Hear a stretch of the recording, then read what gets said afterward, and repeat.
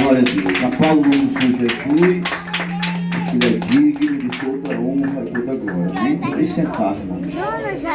Glória a Deus. Queridos,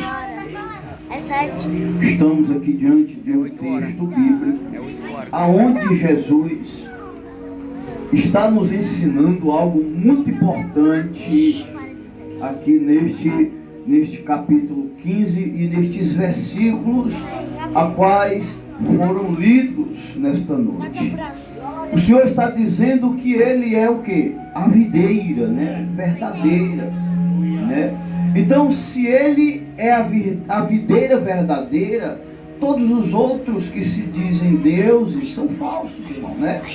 Se Jesus está dizendo que Ele é a videira verdadeira, então não existe outro nome pelo qual importa que nós sejamos salvos, né? Então veja que Ele está dizendo que pelo fato dele ser a videira, nós somos totalmente dependentes de Deus, irmão, em tudo. Somos totalmente dependentes de Deus. Não existe este ser humano que tenha uma independência própria. Não existe ser humano nenhum que tenha uma independência própria. Por mais que ele seja rico, milionário, né? Seja uma pessoa que tenha muitas posses, jamais ser humano nenhum terá sua independência própria de si mesmo, né? Por quê? Porque tudo que existe no mundo, né? O oxigênio, né? O alimento, né? A água, são componentes criados por Deus, irmão. Glória a Deus. Né? O alimento que nos alimenta é um componente criado pela mão de Deus. A água, né? Quando eu olho para a água, eu olho assim um componente tão bem feito que só Deus para fazer a água. Né? Algo que molha a nossa mão e se enxuga, nós não sabemos por onde que ela evapora, né? Tem uma teoria da ciência que diz que a água ela evapora e volta para as nuvens, depois ela desce de novo, né? Veja como é a ciência de Deus. Tudo que Deus faz é perfeito, irmão. E a água, um componente tão importante para o ser humano, para a sobrevivência. Imagine aí um planeta se não houvesse a água. Não teria possibilidade deste planeta ter vida. Não existia, né, irmão? Porque o ser humano, ele até aguenta, até suporta passar 2, 3 dias sem comer, né? Mas sem beber água não existe condição, irmão. Não existe condição de uma pessoa não beber água durante 2 a 3 dias. Por quê? Porque os rins, né, secam, atrofiam e possivelmente pode até parar. Você sabe que o rim é um órgão importante do corpo que faz toda a circulação do líquido, né? Transforma a água em sangue e assim faz aquela rebobinação para o coração e o coração do cérebro, e assim do cérebro volta para o coração, e aí vem aquela rebobinação que nos mantém vivos, irmão. Está entendendo? Então veja a ciência de Deus em relação ao homem. E muitas das vezes a gente vê pessoas que batem no peito e dizem que não depende de Deus, que não precisa de Deus, né? Rapaz, o ser humano que bate no peito e diz que não precisa de Deus é um ignorante, né? Ignorante não é arrogante, não. Ignorante é uma pessoa leiga que não tem conhecimento de nada, irmão. Porque se nós formos analisar, né, da maneira como o homem foi criado, né? Porque segundo a luz da Bíblia, o homem foi criado do barro da terra. Do barro da terra. Imagine esse barro que você pisa nele todo dia. Foi desse barro que Deus te criou, irmão. Tá certo? Esse barro que nós pisamos, essa terra que nós pisamos nela todo dia, foi justamente desta terra que Deus te criou. Né? Ele formou o homem do barro, mas porém trouxe algo diferenciado no homem, que foi o fôlego da vida. Ele soprou no homem o fôlego da vida. E por isso o ser humano passou a se tornou, né, uma alma vivente, pelo sopro que Deus soprou em suas narinas. Então Jesus está dizendo: eu sou a videira, e vós são apenas os ramos, os galhos desta videira, né? Então, o que é que o Senhor está dizendo? Que a galha, ela não tem vida em si mesma. Somente se ela só tem vida se ela estiver interligada na videira, né? Pegue uma galha de qualquer planta e arranque ela. O que é que acontece com essa galha? Ela morre, ela seca, né? Porque ela não tem sustentabilidade. A galha, ela não tem sustentabilidade, ela não tem vida própria. Qualquer planta, irmão, tente arrancar a galha de qualquer planta. Depois de alguns dias, as folhas que estiver naquela galha, ela vai secar, ela vai murchar, porque ela não tem sustentabilidade própria. Mas a árvore que está plantada no chão, ela tem. Por quê? Porque as suas raízes estão aprofundadas no chão, e ali absorve toda a vida que está debaixo da terra, que é a água, né, irmão? Absorve a água que está na terra, absorve todas as proteínas que a terra proporciona para ela, e assim ela pode gerar um outro galho no local que aquela galha foi arrancada. Ela tem poder para proporcionar uma outra galha. Olha lá se não surgir 4 ou 5 galhas naquele local que foi arrancada aquela. Porque geralmente, quando uma pessoa arranca uma galha, não nasce só uma depois, não. Você sabia disso? Se você arrancar uma galha de uma planta, naquele local que você cortou aquela galha, ela vai gerar ali 4 ou 5 galhos naquele local. Porque o nosso Deus é o Deus da multiplicação. Ele prova até para a natureza que Ele tem poder para gerar quantas galhas for preciso em qualquer planta, irmão. Imagine nós, irmão. Então nós somos dependentes de Deus. Nós somos dependentes de Deus. E quando Jesus morreu na cruz do Calvário, Ele morreu porque Ele entendeu que nós dependíamos do seu sacrifício lá, irmão. Jesus não morreu apenas para apresentar para o mundo que Ele era um super-herói. Não, Ele morreu porque Ele sabia que nós dependíamos daquele sacrifício que Ele desenvolveu ali na cruz para nos salvar.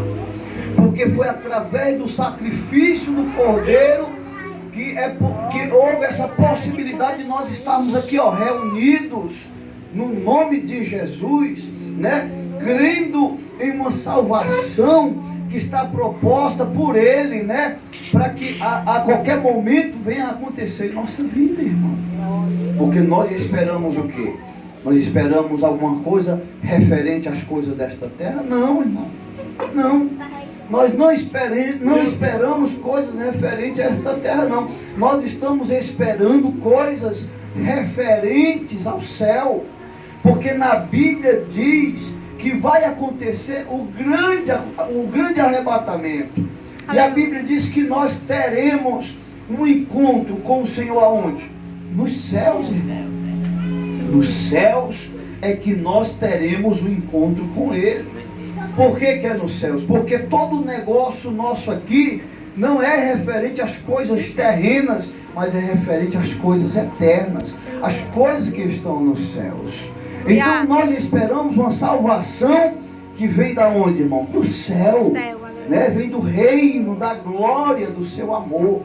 Porque Jesus, quando Ele ressuscitou o terceiro dia, a Bíblia diz que alguns galileus, alguns discípulos, talvez uns 70 ou 700 discípulos, não me engano a quantidade, irmão, viram o Senhor ser suspendido e sendo levado aos céus. E alguns perguntaram: esse aí não é o vosso mestre? Ele está indo para os céus? E alguém disse assim: olha, não se admire de ver ele sendo levado para os céus. Não se admire, porque da mesma maneira como ele está indo para os céus, dos céus também ele voltará um dia, né? Um dia Jesus voltará. para vir buscar a sua igreja, para vir buscar o seu povo, para vir buscar os seus escolhidos, porque estamos chegando na época onde a porta está estreitando, e é verdade, irmão, a porta está estreitando cada vez mais, e a porta está tão assim dificultosa, né? Até para alguns que muitas das vezes dizem que acreditam, mas quando observa e percebe a dificuldade, começa a encontrar obstáculos, né, para ir em direção a esta porta. Então veja que o número de pessoas a cada dia que passa diminui, de pessoas que entram na casa de Deus, irmão. Por quê? Porque que cada dia que passa diminui o número de pessoas que entram na casa de Deus, porque a porta a cada dia fica mais estreita. Verdade, Deus. A cada dia as pessoas vê com mais dificuldades estar na presença de Deus, né? Muitas das vezes, quando as coisas estão boas e quando a vida está boa, a pessoa não encontra nenhum tipo de motivação de ir na casa de Deus. Mas basta alguma coisa dificultar, basta alguma coisa dar errado, né? Basta alguma coisa gerar assim, uma certa dificuldade para aquela pessoa naquele momento da dificuldade, ela se lembra que existe um Deus no céu. Aí, irmão, ela, por mais que ela veja a porta estreita, ela vai. Por quê? Porque sabe que ali naquela porta estreita Jesus está lá. Jesus está lá. Por quê? Porque aonde estiver 2 ou 3 reunidos no nome do Senhor, Ele está presente. Tá ou não tá, pessoal? Tá. Meu Deus, aleluia. Aonde tiver 2 ou 3 reunidos, Jesus está presente, irmão. Verdade, e aonde Deus. a palavra de Deus estiver sendo propagada, a presença de Deus estará naquele ambiente. Glória a Deus. Porque o que evidencia a presença de Deus é a pregação do Evangelho, irmão. Né? A evidência que Deus está no ambiente é quando a palavra de Deus é propagada com toda precisão ao coração do homem. Por quê? Porque é importante quando alguém prega a palavra de Deus para nós, é importante nós compreendermos, porque o fato principal, né, de nós adquirirmos a certeza, a fé, é quando ouvimos, mas também quando compreendemos. Porque quando eu ouço a palavra e não compreendo, fica aquela confusão na minha cabeça, né? Mas quando eu escuto a palavra e compreendo ela sobre a minha vida, isso identifica o quê? Identifica que a minha fé, ela foi alimentada, foi fortificada, fortalecida. Aleluia, Deus. Por aquela palavra que está vindo em direção à minha vida, me levantando, me suspendendo, me erguendo, me trazendo o fortalecimento necessário que eu preciso. Então veja que Jesus está declarando aqui: eu sou a videira, pessoal, e a videira verdadeira, e meu pai é o agricultor. O Senhor está dizendo o quê? Eu sou a videira que Deus plantou no mundo para proporcionar toda a salvação para todo aquele que crê em mim. Mas quem é dono de todas as coisas é meu pai. A glória a Deus. O meu pai é dono de tudo que você possa imaginar no universo. Mas eu sou a videira que o Senhor plantou aqui nesta terra, para que todo aquele que crê em mim não pereça, mas tenha vida eterna. E aquele que crê em mim não será confundido. E aquele que crê em mim, águas vivas fluirão do seu interior e o impulsionará para a vida eterna. Então veja que Jesus é a videira verdadeira que o Pai plantou aqui, irmão, através do sacrifício do Cordeiro. Deus semeou a salvação no mundo, e hoje nós estamos sendo enxestados, estamos crendo nesta palavra, estamos nos aproximando do Cristo vivo e estamos nos tornando salvos por meio do seu sacrifício. sacrifício ali na cruz do Calvário, irmão. Então Jesus foi a videira que Deus semeou aqui, ó, plantou na terra. Deus, aleluia. Para que o homem se alimentasse, viesse a se alimentar de sua ceifa e assim passasse a ter vida e vida eterna, irmão. Glória a Deus, porque através da videira verdadeira nós receberemos a salvação eterna. Aí o Senhor fala algo muito interessante aqui. Ele diz o seguinte, ó: se vós estiverdes em mim, não, perdoe, irmão, capítulo 5, eu sou a videira, vós as varas. Quem está em mim e eu nele, este dá muito fruto, porque sem mim nada podereis fazer. Olha aí.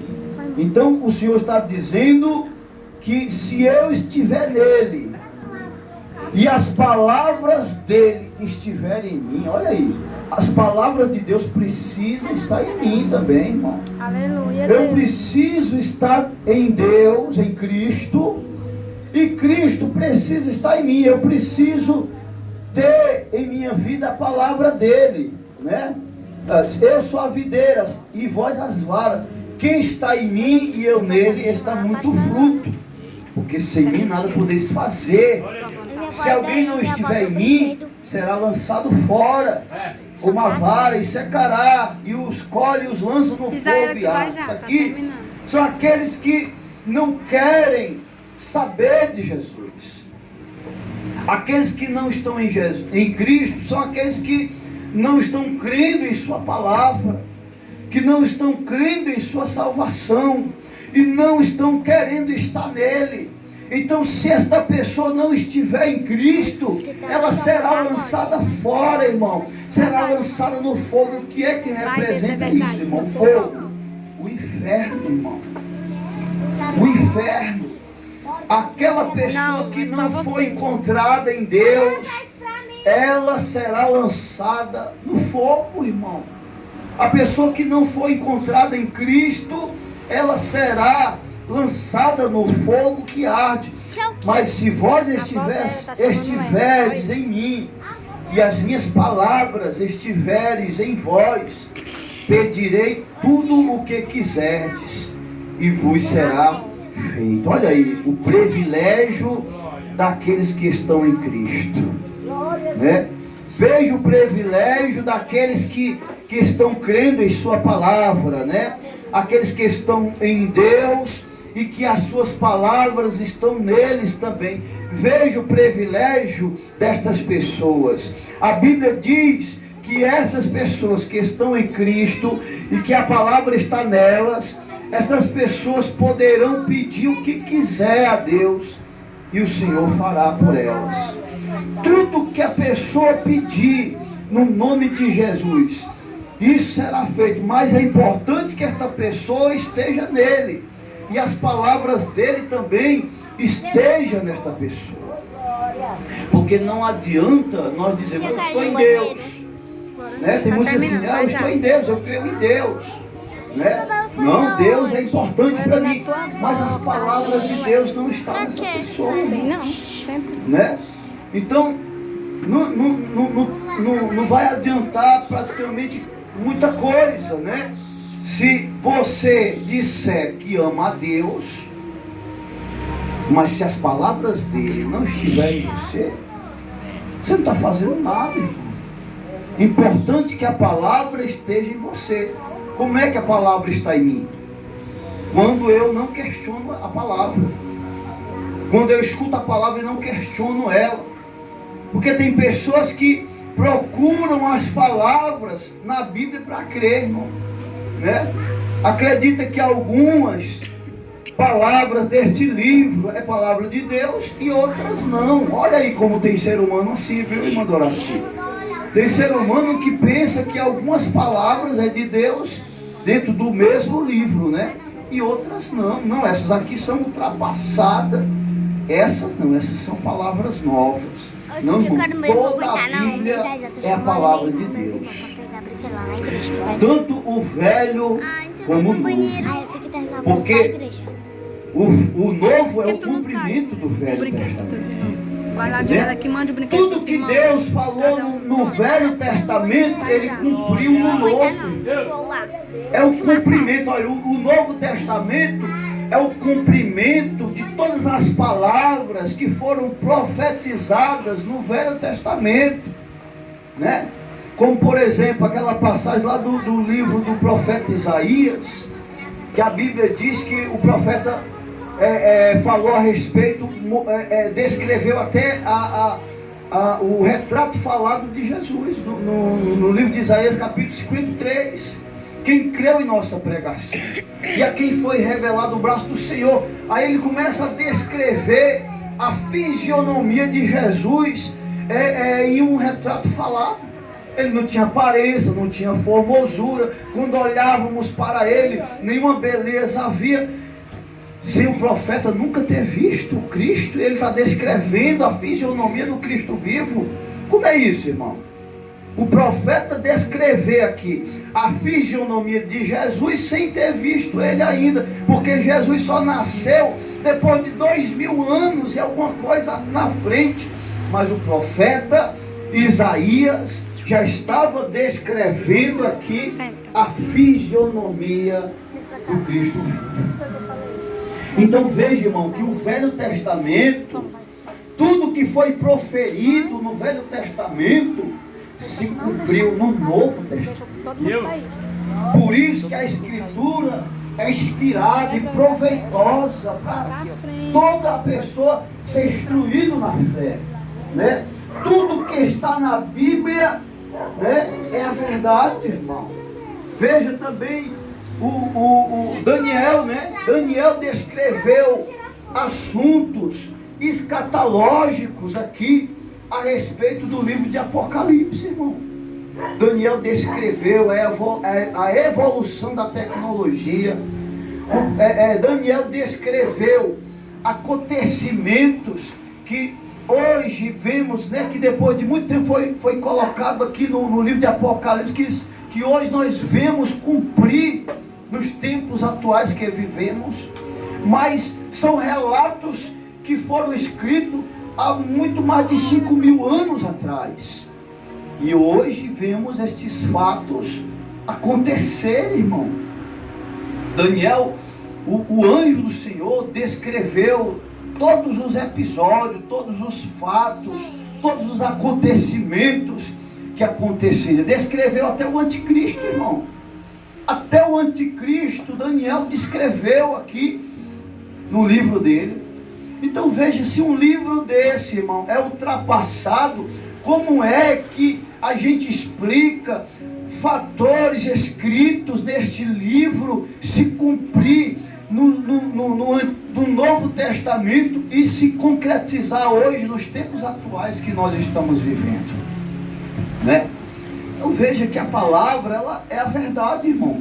Jesus, ele falou que os sinais da volta dele seriam o quê? Rumores de guerra, peste, terremoto, né, de tsunami, tudo que, né, de tragédia, de catástrofe, né? Ele descreveu que identificaria a volta de Jesus. E o que é que nós estamos vendo hoje, irmão? Né? Os rumores de guerra, né, que está acontecendo hoje em Israel, entre Israel e a Palestina, entre a Rússia e a Ucrânia, né? Há pouco tempo atrás entre os Estados Unidos e o Iraque. Então você vê histórico e está vendo hoje fatores que estão acontecendo conforme tudo que está escrito nos textos bíblicos da Bíblia, irmão, né? A Bíblia fala que chegaria uma época onde o dinheiro, né, perderia a sua característica. Por quê? Porque surgiria um dinheiro digital. E hoje a proposta que está sendo proposta para o mundo, qual é? É o dinheiro digital, irmão. O Drex. O Drex que vai substituir o dinheiro de papel, irmão, né? Por por que ainda não está generalizado, Drex? Porque eles não vão tirar o dinheiro de papel de uma vez, eles vão tirar aos poucos. Mas vai chegar um tempo aí que não vai mais existir o dinheiro de papel. Vai ser só o dinheiro digital, como o Pix, que você recebe um valor, está lá só o número, e você transfere e compra qualquer coisa com o Pix. É o dinheiro digital virtual, irmão. Está entendendo? Então veja que tudo isso está na Bíblia, irmão. Está na Bíblia, são profecias da Bíblia que estão se concretizando em nossa época, e muitas das vezes nós nos mantemos com os olhos fechados para isso e pensamos que tudo está normal, tá certo? Tem pessoas que pensam que tudo está normal. Tá não, irmão, não está normal. Você sabe que tem uma previsão aí de algum tempo para agora que está vindo, né? Começar a surgir furacão no Brasil. Os furacões já estão começando a se aproximar das costas brasileiras. Furacões devastadores que arrancam uma casa dessa, irmão. Furacões que destrói cidades e cidades dos Estados Unidos. Esses furacões, tá, algumas especulações nos jornais que eles estão se aproximando da costa brasileira, né? Chegando no Brasil, irmão. E se acontecer de chegar furacão no Brasil, irmão, o que a gente vai fazer? Né? O que a gente vai fazer? A gente vai sofrer consequências, tá certo? Consequências seríssimas. Talvez muitos perderão casas, patrimônios, que há muito tempo, com muitos sacrifícios, têm construído, irmão. Então, queridos, estamos vivendo na época do fim, irmão. Estamos vivendo o princípio das dores. Estamos chegando no final dos tempos. E não há mais tempo para a gente esperar que vai acontecer melhoras. Não, irmão, as melhoras só vai acontecer se a pessoa estiver com Jesus e Jesus voltar e levar esta pessoa. Aí vai acontecer melhor, porque quem tiver o privilégio, amém, crianças? Quem tiver o privilégio de subir no arrebatamento da igreja, irmão, esse de fato será realmente abençoado. Este será abençoado. Mas aquele que ficar para trás, querido, pode ter certeza que vai sofrer todo tipo de consequência, né? Todo tipo de consequência que eu nem sei nem descrever a gravidade destas consequências que ocorrerão no mundo inteiro. Não sei nem descrever, porque como a Bíblia fala que é a grande tribulação, eu não sei nem descrever a dimensão desta grande tribulação. Tá certo? Amém, pessoal? Amém? Amém? Não posso pregar? Não é hora de conversar, pessoal. É hora só de ouvir a palavra. Viu? Conversar, depois de terminar o culto, aí vocês conversam. Mas enquanto estiver na pregação, fique só ouvindo, aprendendo a palavra de Deus. Tá certo? Então, queridos, estamos chegando nos momentos decisivos da história da igreja. Aquele que subiu, subiu, né, presbítero? E aquele que não subiu, né, aí é só tristeza, né, irmã Doracina? Só sofrimento e tristeza, né? E ninguém quer viver tristeza. Quer viver, irmão? Quem quer viver tristeza aqui? Então, queremos viver o que? Alegria, né? Queremos viver alegria, queremos viver na paz de Deus, queremos viver firmes na presença do Cordeiro de Deus, queremos viver realmente, viver uma vida satisfatória, né? Que nos traga satisfação, né, irmã? Então, Jesus sendo a videira, eu tenho que estar nele. Eu tenho que estar nele. Se Jesus é a videira, e se eu não estiver nesta videira, meu irmão, seria apenas uma galha seca. e será lançada no fogo. Certo, irmão? Essa é a verdade. Se Jesus é a videira e eu não estou nele, eu serei apenas uma galha seca que será lançada no fogo. Que não desejo isso para ninguém, desejo sempre o melhor para as pessoas. Mas a realidade precisa ser dita, né, irmão? Para que a pessoa analise, né? Poxa, será que eu estou na videira? Será que eu não estou? Talvez eu não esteja, mas eu posso estar ainda, né? Ainda tem tempo de estar. Né, irmão? Né? A pessoa pode muito bem analisar a palavra. Poxa, eu não estou na videira, mas eu posso estar ainda. Eu posso me aproximar da videira. Eu posso fazer parte desta videira ainda. Ainda há tempo. Jesus ainda não voltou. A igreja ainda está pregando. Então ainda há tempo. Certo? Glória a Deus. Amém? Quero convidar todos a se colocarem de pé. Amém? Amém. Alguém gostaria de